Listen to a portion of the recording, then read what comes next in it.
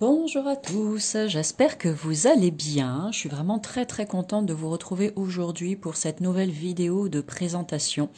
Ça fait un long moment que je n'en ai pas fait. Pour toutes celles et ceux qui me suivent, je pense que vous vous en êtes rendu compte. En tout cas, j'espère que vous allez tous et toutes bien, que vous avez passé et que vous passez encore, parce que c'est pas terminé, un super été.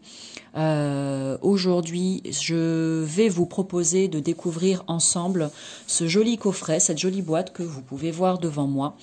C'est le tarot d'or. Donc dans ce coffret, la boîte à tarot, apprenez à tirer et interpréter les cartes. Donc pour toutes les personnes qui sont fans de tarot, je pense que ce joli coffret devrait vous plaire. Il y a donc bien évidemment 78 cartes et un livret d'interprétation de 64 pages. Vous pouvez trouver ce coffret aux éditions Larousse. Ce tarot aux illustrations originales réinterprète la symbolique des tarots traditionnels et ouvre de nouvelles voies d'interprétation de la destinée. Il s'adresse à tous ceux qui veulent percer les mystères de leur avenir et que la lecture des cartes intéresse, qu'il s'agisse de tirer les cartes pour soi-même ou pour des tiers. Le livre joint leur permettra de s'initier à l'alchimie des 70 arcanes et de leur signification. Libre à eux de choisir parmi les différentes dispositions de tirage proposées et d'y découvrir les messages que recèlent les cartes sur leur passé, leur présent et leur avenir. Petite info pris au passage, si jamais, hop, tu as mis au point, s'il vous plaît, mon cher téléphone, voilà le coup de cœur pour ce jeu.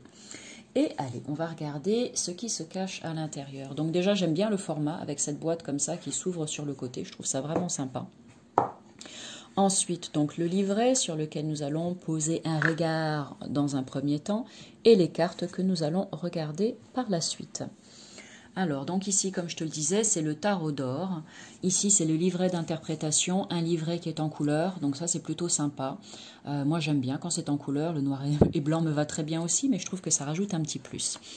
Ensuite, dans le sommaire, qu'est-ce qu'on nous propose? Donc, une partie introduction, comment étaler les cartes, lire les cartes, tirage à 3 lames, questions et réponses, la semaine à venir, l'étoile d'or, la croix celtique, les cartes et l'avenir, ensuite les arcanes majeurs et les arcanes mineurs. Alors ici, introduction, j'imagine que c'est une introduction au tarot pour t'expliquer d'où ça vient, à quoi ça correspond, l'histoire en fait du tarot. Ensuite, lire les cartes, on t'accompagne en fait pour t'aider à ton apprentissage, non seulement ton apprentissage, mais aussi à la lecture des lames du tarot.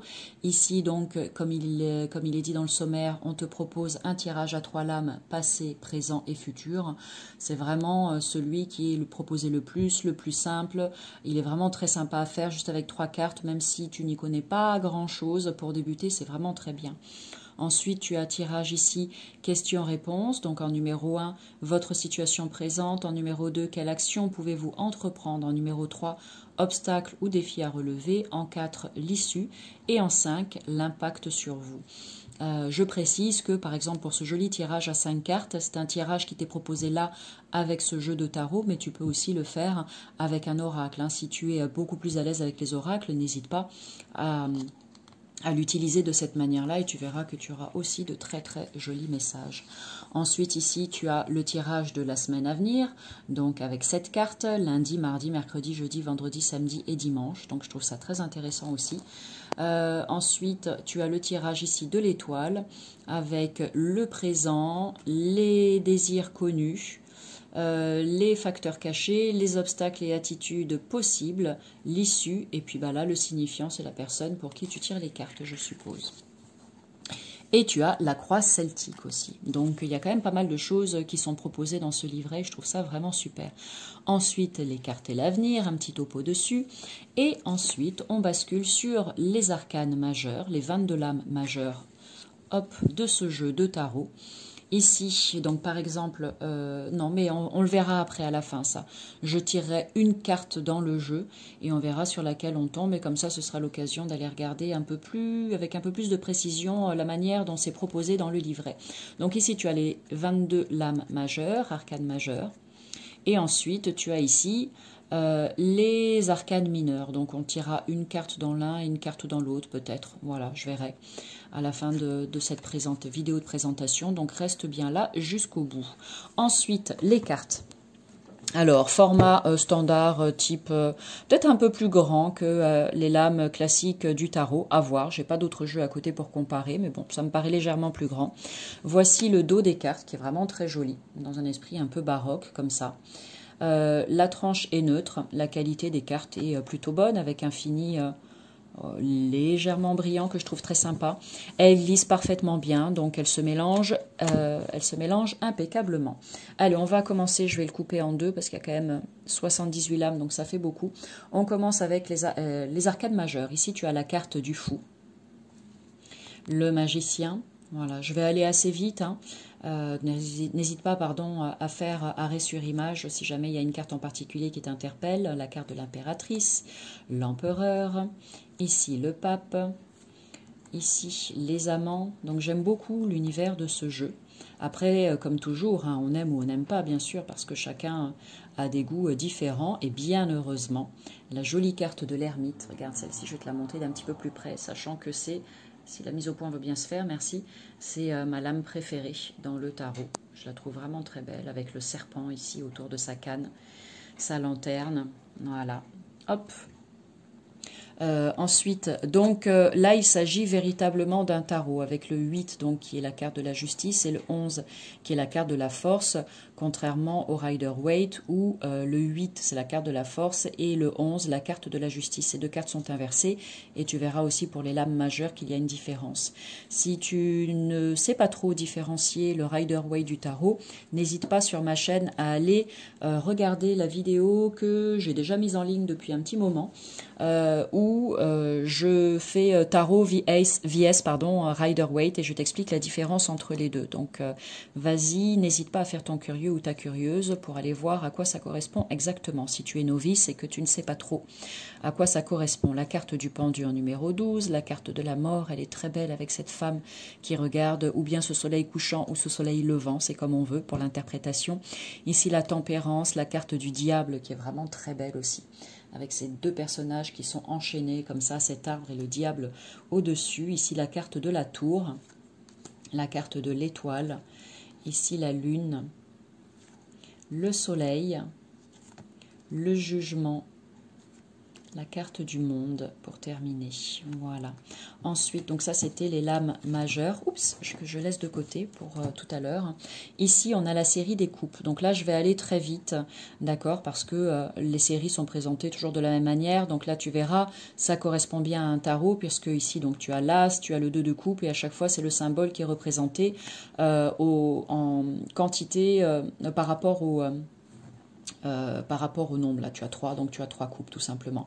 Donc voilà comment c'est fait pour le tarot, les lames majeures du tarot. Alors personnellement, j'ai une préférence pour le Rider-Waite, c'est pour ça que c'est plutôt le Rider-Waite que j'utilise. Néanmoins, je trouve les tarots vraiment très beaux, mais j'avoue que j'ai beaucoup de difficultés avec les lames majeures où il y a seulement un nombre de coupes là par exemple qui sont représentés, parce que pour moi quand je vois ça, ça ne veut absolument rien dire. Donc là, il faut vraiment être un habitué du tarot et savoir bien maîtriser ce jeu de cartes pour comprendre à quoi ça correspond. Et bon, comme voilà, je suis plutôt sur les Lenormand et les oracles, j'avoue que j'ai... ah tiens, j'ai fait une... Ah non, c'est la suite, pardon, c'est bon. J'avoue que du coup, donc ça c'était pour les coupes. On poursuit ici avec les deniers. Donc j'avoue, oui, que je n'utilise jamais les tarots pour ce simple fait, parce que j'ai du mal à interpréter ces cartes tout simplement. Voilà, c'est beaucoup plus parlant pour moi sur le Rider-Waite, parce que ce sont des scènes de vie qui sont représentées, comme quand tu as la carte du roi, de la reine, du cavalier, etc. Et du valet. Donc ça me parle beaucoup plus. Voilà. Mais c'est juste un goût personnel.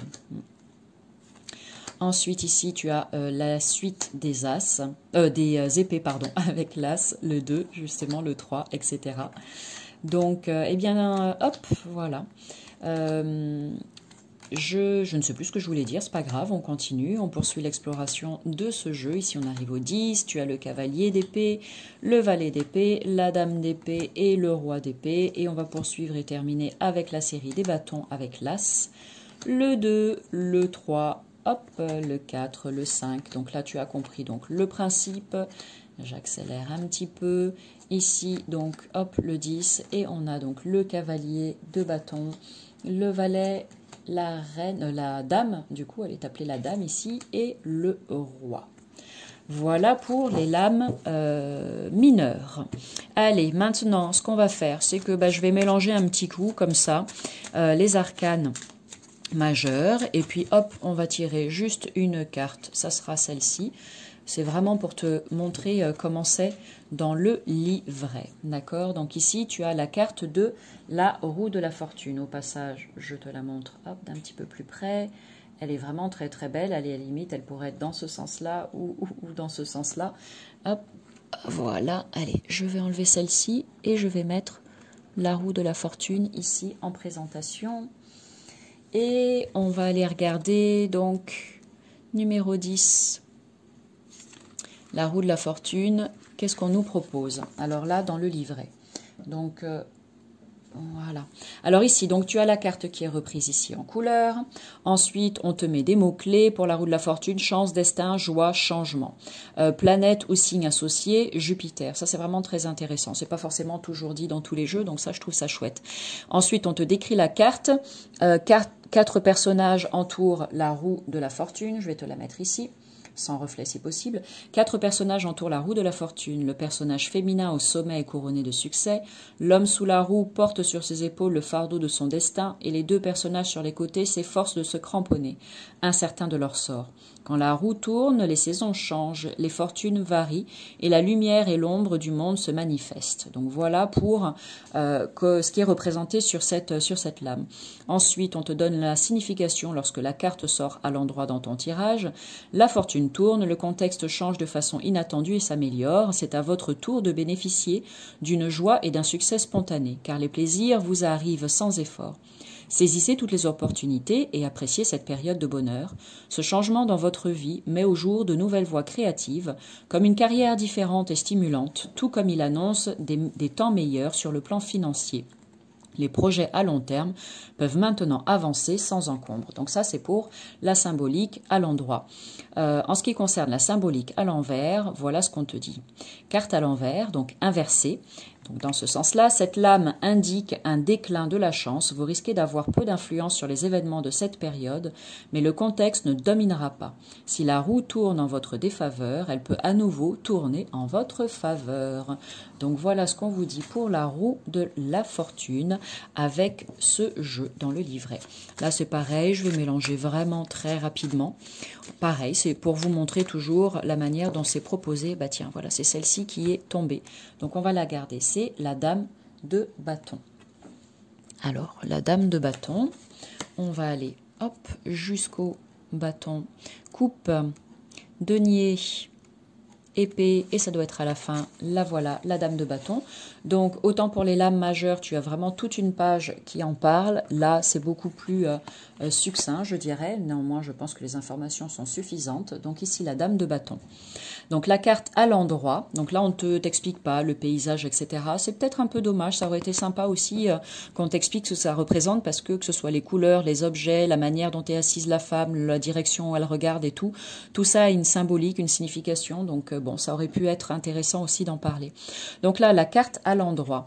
On te parle d'inspiration et de passion. La dame possède la probité, la créativité, la clarté de vue. Sensible aux sentiments des autres, elle sait écouter autant que parler et est naturellement populaire. On respecte sa sagesse et sa capacité à transmettre ses idées avec passion.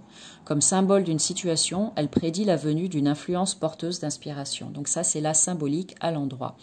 Pour la carte à l'envers, donc dans ce sens-là, si elle sort ainsi dans ton tirage, manque de fiabilité. Il est tentant de croire ceux qui se vantent de pouvoir tout vous donner, mais la dame inversée vous avertit de leur manque de fiabilité. L'effet est négatif sur ceux qui sont dans son orbite et se sentent constamment abandonnés. En référence à une situation, des promesses risquent